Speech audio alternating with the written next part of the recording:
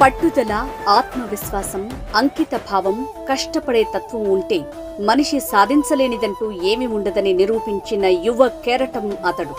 సామాన్యుడిగా జీవితం మొదలుపెట్టి అసామాన్యుడిగా గోదావరి ఒడిలో ఎదిగిన సామాన్య రైతు బిడ్డ అతడు. మహనీయుల తీరు, మారుమోగే పేరు, నీతిగల్లా జోరు, 10 మంది కడుపే నిండాలంటుండు, అవినీతి అంతం కావాలంటుండు, అందుకే చేస్తుండు ఆగని అలవని పోరాటం.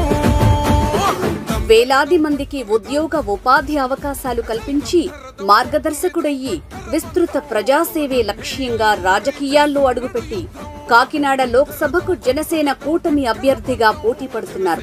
ఆయన మరెవరో కాదు, Tangella Uday Srinivas alias tea time Uday.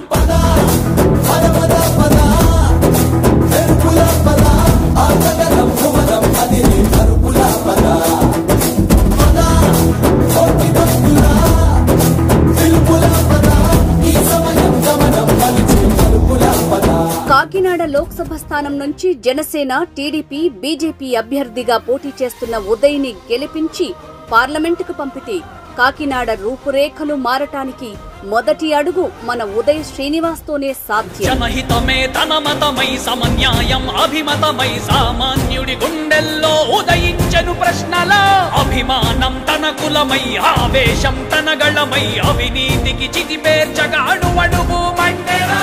2015లో software ఉద్యోగానికి రాజీనామా చేసి సొంతంగా తన కాళ్లపై తాను నిలబడాలని భావించారు. దుబాయ్ నుంచి హైదరాబాద్కు చేరుకున్న ఉదయ్ సొంత వ్యాపారాన్ని ప్రారంభించారు. 2016లో టీ టైం పేరుతో అవుట్లెట్ ని ప్రారంభించారు ఉదయ్.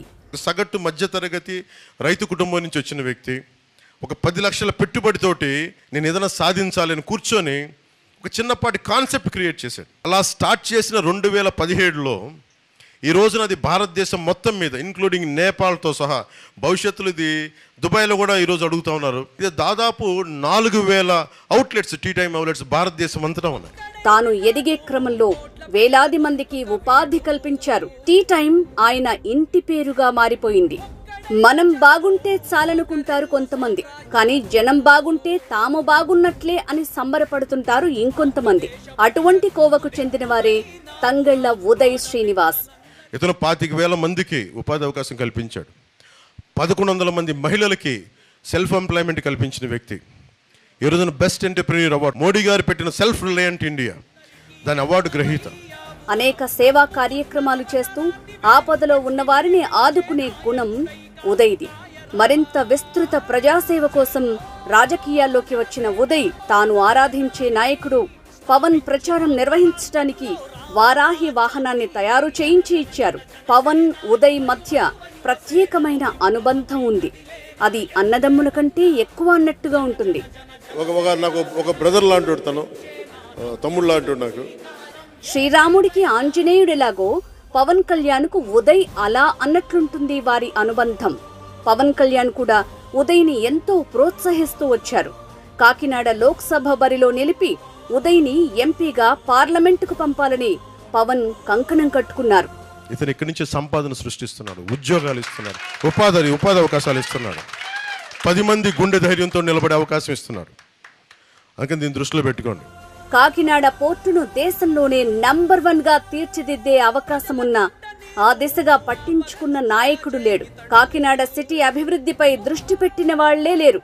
ఇలాంటి తరుణంలో కాకినాడ లోక్సభకు పోటీ పడుతున్న తనను గెలిపిస్తే మాతృభూమి రుణం తీర్చుకుంటానని చెప్తున్నారు తంగెళ్ల ఉదయ్ శ్రీనివాస్. అలాగే ఉప్పాడని టూరిజం చేస్తానని నేను వచ్చి చెప్పిన ప్రామిస్ కూడా 1 కోటి మందిని టూరిస్టుల్ని పిఠాపురానికి తీసుకురావాలి. అది ఉప్పాడైనా, శ్రీపాద వల్లభుడైనా, దక్షిణ కాశీ అని చెప్పి, అలాగే వచ్చిన 1 కోటి మంది కూడా 1000 రూపాయలు పిఠాపురంలో ఖర్చు పెడితే సంవత్సరానికి 1000 కోట్లు చొప్పున 5,000 కోట్లు పిఠాపురానికి ఏ గవర్నమెంటు లేకుండా పిఠాపురం ఉన్న స్థానిక నాయకుల దగ్గరికి, వ్యాపారస్తుల దగ్గరికి అందరికీ వచ్చి చేరే విధంగా డెవలప్ చేసి పెడతారని చెప్పి ఈరోజు మా అధినాయకుడిని కోరుకుంటూ, ఇటువంటి నిస్వార్థ వ్యక్తికి తమ అమూల్యమైన ఓటు వేసి గెలిపించి మన కాకినాడను అభివృద్ధి పదంలో ముందుకు తీసుకువెళ్దాం. జై జనసేన, జై జై జనసేన, జై ఉదయ్ శ్రీనివాస్, జై పవన్ కళ్యాణ్. తంగేళ్ల ఉదయ్ శ్రీనివాస్ తమ్ముళ్ళు అంటూ నాకు నిజంగా దశాబ్దం తర్వాత నేను నోరు తెరిచి అడుగుతున్నాను, చేతులెత్తి నేను అడగట్లేదు, అర్థిస్తున్నాను. ఎంపీగా గెలిపించమని కోరుకుంటున్నాను.